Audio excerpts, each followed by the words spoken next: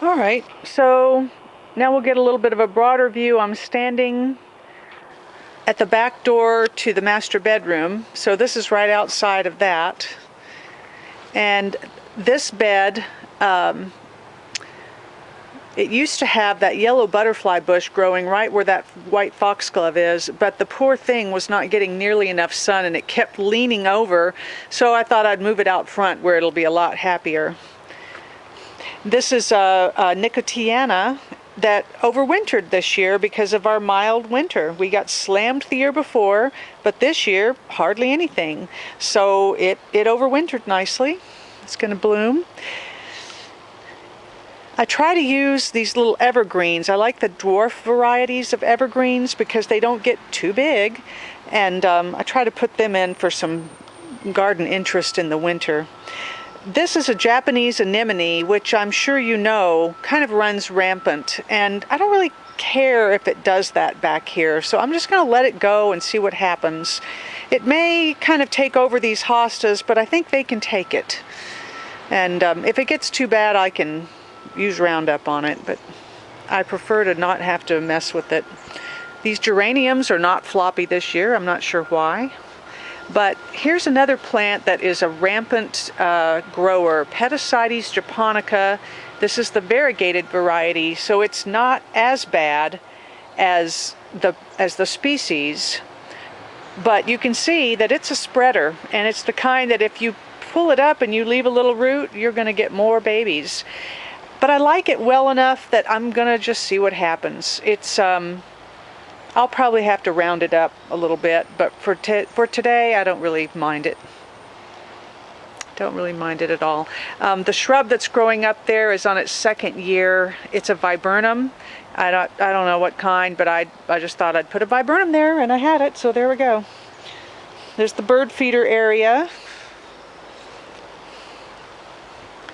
We have a little oak leaf hydrangea. It's the little golden variety that stays fairly small, and it looks like it's going to be okay there. It's got just enough sun there to not have a problem. So I'm going to let it go.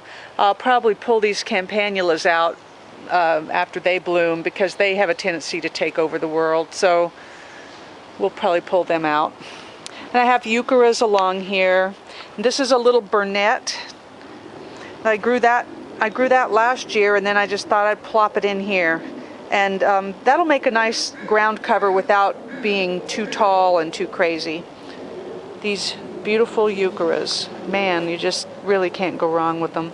This is a variegated lace leaf hydrangea, or lace cap hydrangea that I thought was dead. I thought I had lost it, and I've had that hydrangea for probably 25 years. I've had it since my daughter was a baby, so maybe even 26 years, and I thought, oh darn, it's just a goner, but it came back. Last summer it started growing back from the roots, so I'm just trying to let it go. Here's one of my favorite shrubs. It's a little dwarf golden barberry.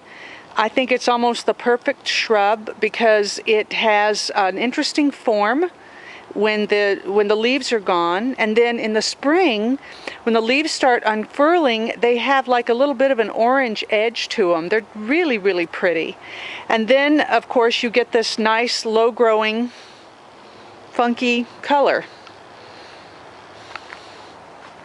And I probably will add some more of those because they give everything a little bit of a color lift. Behind it is one of our native sword ferns. They just grow like crazy here, and a lot of people think they're weeds, and I just look at it and think, what a great plant. I will always have those in my yard up here. They, if you just cut them back, they don't look ratty. If you cut them back in the early spring, you get all those old fronds off. And one of the secrets of growing these really well, if you happen to want to know, is to use fire. So I happen to have a flamethrower, and if I'm out here flaming weeds, then I'll brush the top of them in the winter or the early spring. I'll just brush the top of them with fire, and it just makes them go nuts. I think it kicks in their will to live, and so they put it out real pretty. This is a bay laurel, so it's actually the spice, bay leaves, And this is where I get my bay leaves. I don't ever buy them because I just come out and pick them. And Greek oregano. This is the kitchen garden. And there are a number of different herbs aside from that bay. There's fennel growing back there. The Greek oregano is fabulous, and I can pick that all winter. Got some daylilies and a little rose that I have no idea what it is. I've had it for a really long time.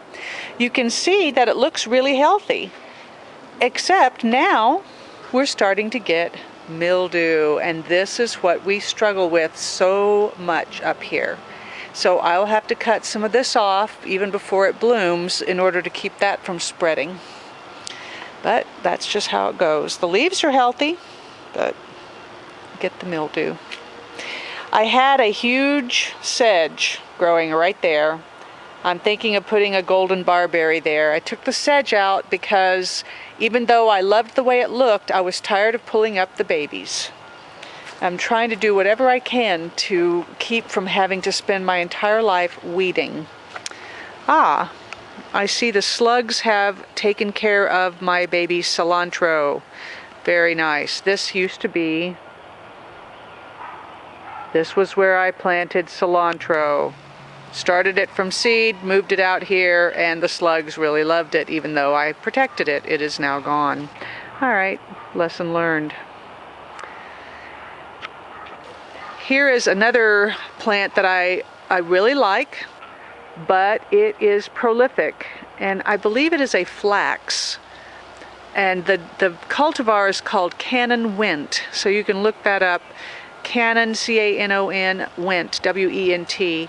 Beautiful little pale pink flowers. If you don't keep the heads cut off, you will be pulling them everywhere. So I don't know if I'm going to keep it. Again, with the weeds, just not a fan anymore. These wallflowers. Wallflowers overwinter here. So when they're finished blooming, I'll just cut them back hard and they'll come back, amazingly enough. The little blue geranium. Have to love these geraniums. They fill a lot of space and they offer color. Here is a hebe. I believe this is called Red Edge. I've already killed it 3 times. So this is my 4th try with Red Edge, and I was fortunate enough to put it in a year where the winter stayed mild, so it was able to continue growing on its roots. And my hope is that it will overwinter again, because I love hebes. They are fabulous. This is a pheasant grass. It's in the Stipa genus, so it's in the same genus as that ponytails grass that grows out in the front. And I grew this last year because I couldn't find it anywhere locally, and it is just a great grass. I love it. Now, Carolyn doesn't care for the grasses so much, but I really like them. If they're the right ones, I really like them. And here's another plant that I remember her not being too fond of that I love, and it's a New Zealand sedge, the coffee-colored one. I'm just kind of crazy about those coffee-colored plants. This is another coffee-colored plant. Another one I grew just because it's so cool, and it's a rumix.